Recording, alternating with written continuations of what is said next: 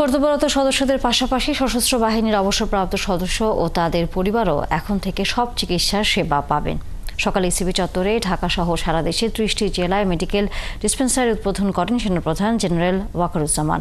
এই সময় মেডিকেল কেন্দ্রের উদ্বোধন করে তিনি বলেন, অবসরের পর সশস্ত্র বাহিনী ও তাদের পরিবারের সদস্যরা শর্ত সাপেক্ষে চিকিৎসা পেতেন।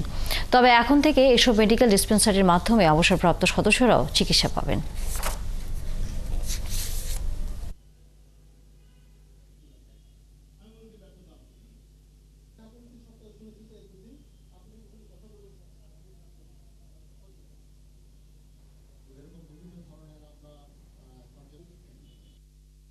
একষট্টিটা জেলায় যেই ডিসপেন্সারি, মেডিকেল ডিসপেন্সারি এবং ডাক্তার থাকবেন, তারা এই এতজনকে পরিপূর্ণভাবে সবাইকে চিকিৎসা সেবা প্রদান করবেন। তাদের মোট সদস্য সংখ্যা হচ্ছে 4,65,792 জন। সার্ভিং এবং রিটায়ার্ড সবার জন্যই চিকিৎসা সেবার মান অত্যন্ত বৃদ্ধি করতে পারবো বলে আমি মনে করি।